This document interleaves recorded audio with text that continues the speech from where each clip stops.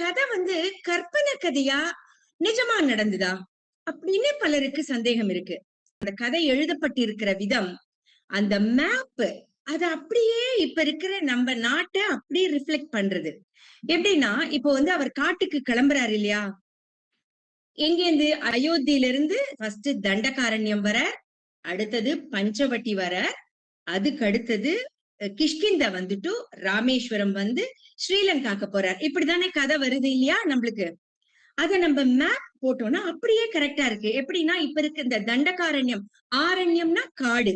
தண்டகாரண்யம் அப்படிங்கிறது என்ன இடம் தெரியுமா? இப்போ சத்தீஸ்கர், ஒரிசா, ஆந்திரா, மகாராஷ்டிரா, தெலுங்கானா இந்த பகுதிகளில் இருக்கிற ஒரு அடர் ஃபாரஸ்ட், திக் ஃபாரஸ்ட் தான் தண்டகாரண்யம்னு நம்மளுக்கு தெரியறது அந்த மேப் போட்டோம்னா.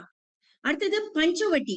பஞ்சவட்டினா என்னன்னா 5 ஆலமரங்கள் இருந்ததுனால அந்த இடத்துக்கு பேரு பஞ்சவட்டின்னு பேரு. அந்த இடத்துக்கு இப்போ என்ன பேருன்னா நாசிக். ஏன் நாசிக்னு அதுக்கு பேர் தெரியுமா?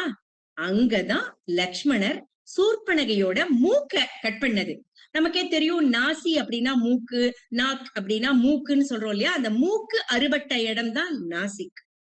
சரி, அடுத்தது கிஷ்கிந்தா. கிஷ்கிந்தாங்கிறது எங்க இருக்குன்னா கர்நாடகால இருக்கிற ஹம்பி தான் கிஷ்கிந்தா.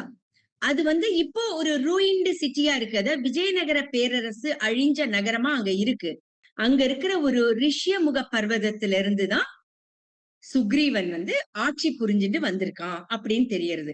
அதுக்கு அடுத்தது அவ வந்த இடம் தான் ராமேஸ்வரம். தனுஷ்கோடியில சேத்து பிரிட்ஜ கட்டியிருக்கார்.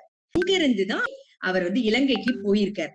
இப்போ கூகுள் மேப் எல்லாம் இல்லாத காலத்துல இப்படி ஒரு ரூட் ட்ராக் பண்ணி பண்ணிருக்கிறதுனால இது கண்டிப்பா ஒரு நடந்த கதை.